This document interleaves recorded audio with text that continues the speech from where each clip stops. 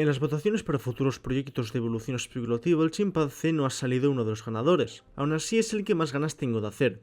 En múltiples vídeos he mencionado que esta estirpe acabaría por volverse una civilización del nivel de los humanos. Veamos aquí cómo ha surgido esto. El chimpancé o Patroclodites será el animal más cercano a nosotros, en contra al humano en sí, del que he hablado hasta el momento. Se dice que están llegando a la edad de piedra, dado ciertos comportamientos que aparentemente no les serviría de nada, como hacen anualmente migraciones, protección a objetos inanimados y demás. Algo que podría ser un vestigio de religión y por lo tanto preguntas más profundas como quién soy, de dónde viene todo esto o qué hay tras morir. Se ha demostrado, como en casi todos los primates, que tienen comunicación algo simple comparada con la nuestra, pero igualmente eficaz.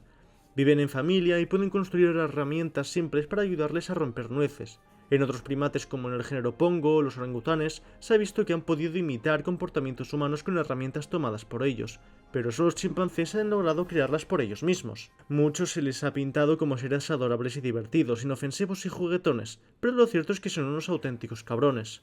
En grupo a veces van a familias de otros grandes simios como bonobos, gorilas u otras comunidades de su propia especie y por su superioridad numérica se permiten matarlos brutalmente, comérselos y jugar con sus cadáveres, entre muchos otros. Esto pueden hacerlo tanto por motivos ideológicos, tierras que los grupos quieren a la vez, desacuerdos de quienes deberían ser el sucesor del anterior líder muertos u otros, o por mera diversión. Sí, diversión, son unos sádicos, un poco como los humanos, debe ser de familia esto. Uno de sus conflictos violentos más célebres, por no decir guerras, sería la guerra del Gombe, que duró 4 años y que se llevó docenas de vidas chimpancés hasta que el grupo perdedor se vio reducido a 0. Esto lamentablemente les acerca más a nosotros. Varios intentos de domesticación han llevado a devolverles a la naturaleza o sacrificarlos por sus violentísimas conductas al llegar a la adolescencia. Hoy en día, no obstante, están en un estado vulnerable por la reducción de su hábitat natural y por la caza. Pese a los intentos humanos, su número disminuirá inmensamente, por lo que cuando se fundó el Parque Natural Artificial de Nova Gaia, se enviaron a todos los grandes simios al archipiélago Piot. Para evitarse conflictos, por cada isla repletas de frutas y demás vegetación se introdujo una especie diferente. En Dasavox se envió al Pongo Pygmaerus, en Mokosh meterían al Pampaniscus, en Horsey-Rod, por su parte, meterían al gorila, ya que eran quienes más necesitaban crecer por su bajísimo número, así que mejor 2 islas que solo una. Y por último a Perut, en donde estarían los Patroclodites. El primer cambio que verían los Patroclodites sería un aumento del tamaño pese al recluido nuevo hábitat dado a la falta de competencia, mayores recursos, el mayor frío y la menor gravedad, deviniendo en el Cosmosilus similar a Anthropois. No obstante, con el tiempo la isla se iría sobrepoblando, dándose falta de recursos y de espacio, por lo que se daría la Guerra de Perut. Un periodo de 70 años con 17 guerras entre centenares de facciones de chimpancés.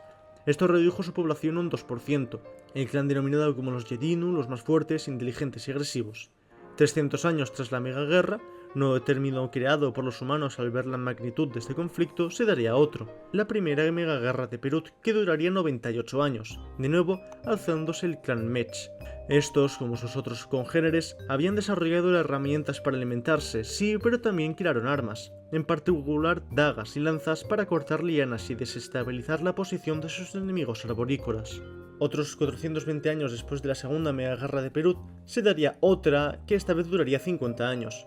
Aquí lo curioso es que no solo prevaleció un solo clan de Cosmosimius, sino que prevalecieron 3 que aparentemente, con líderes por separado, se unieron. Aparte, se dio una evolución armamentística con armas arrojadizas como lanzas y tirachinas, junto con estrategias de ataque más sofisticadas y adaptadas al terreno arborícola.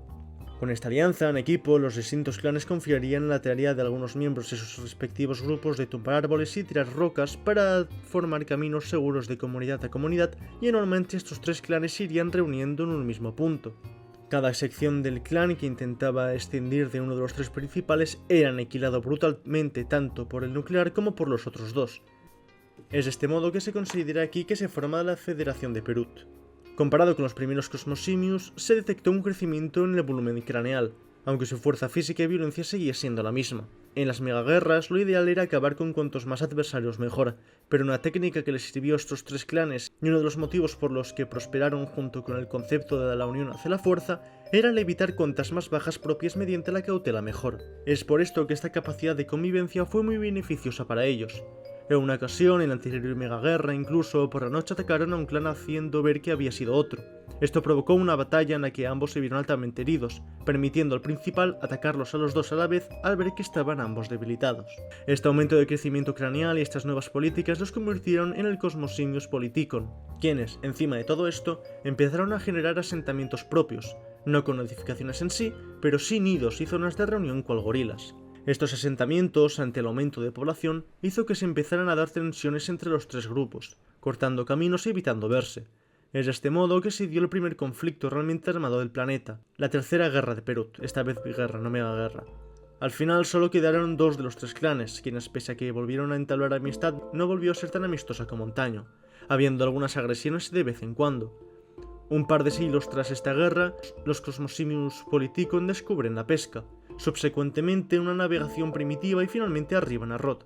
Este lugar estaba habitado por los descendientes de los gorilas, quienes no habían cambiado una burrada desde su llegada precisamente.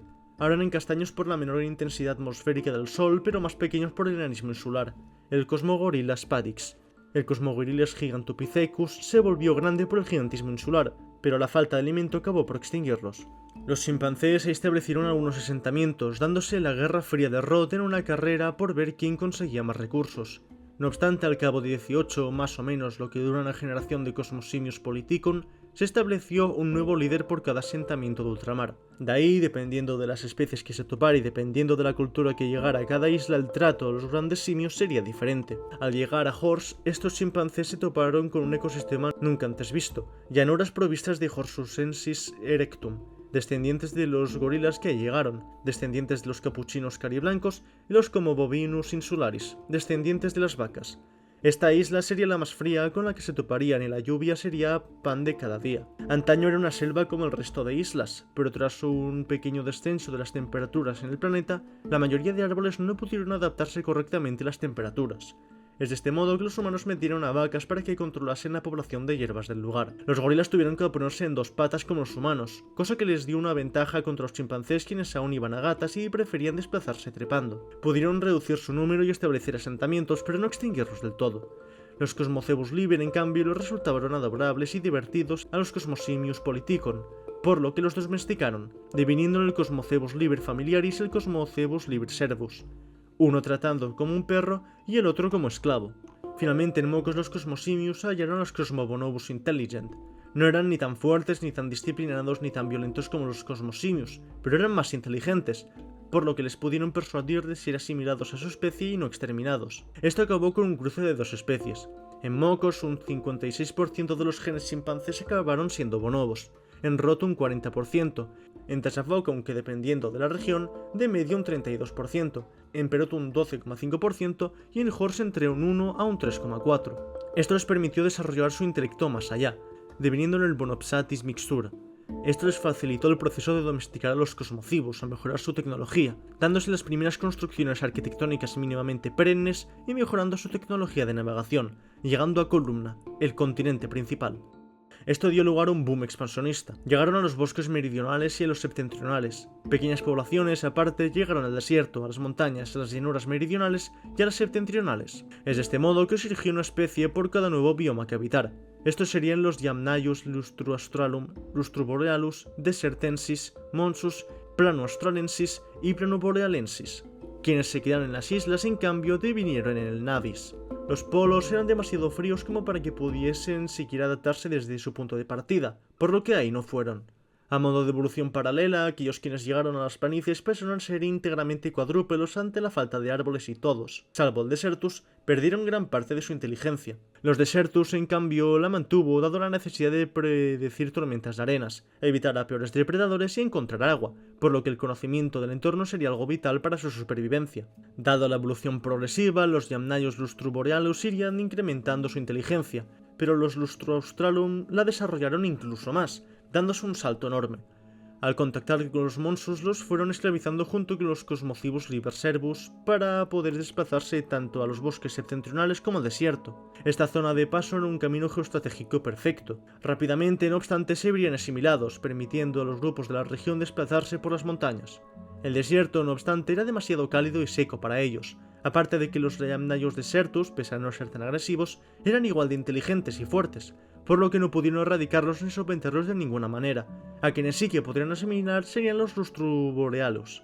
No obstante, las poblaciones de Lustro australum que asimilaron a los Lustroborealus y Monsus significaron un porcentaje relativamente bajo de su genética, siendo estas poblaciones endémicas las que parecieron asimilarlos y no viceversa. Para estas alturas, la mayoría de individuos de esas especies, salvo el Desertus, tenían vidas sedentarias en casas que no duraban más de una generación a menos que fueran lugares de culto que mantenían en pie más tiempo. Muchas de sus religiones requerían una migración anual como una que se deba hacer una vez en la vida mínimo.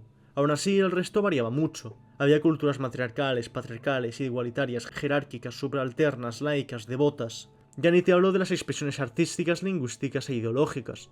Solo las sociedades que vivían en regiones más frías requerían de algún tipo de ropa que complementase su pelaje por el frío, y quienes viviesen en lugares cálidos sin que hubiera demasiada radiación solar se solían tapar algunas partes de su cuerpo. Aquellos que vivían en lugares con mucha radiación solar no se lo podían permitir por las enfermedades dérmicas que podían resultar a posteriori, y quienes vivían en temperaturas templadas igualmente usaban accesorios. Implementaban usualmente maquillaje en el vello y tatuajes en donde no lo hubiera. Las casas de quienes vivían entre los árboles se componían de casas colgantes interconectadas mediante cuerdas que podían trepar, mientras que quienes vivían en zonas más llanas las hacían a la tierra, como los humanos. Poblaciones del Lustro australum, de las estepas sur y norte, irían migrando a los polos, cazando pingüinos, focas y principalmente seres marinos, desarrollando cada uno cambios tipomorfos adaptados a sus ambientes. Los habitantes de las estepas sureñas, con el inicio de la ramadería y el cultivo especializado, no como las otras comunidades sedentarias que debían controlar la población, permitieron más ropajes que aprovecharon los Lustros planum para taparse.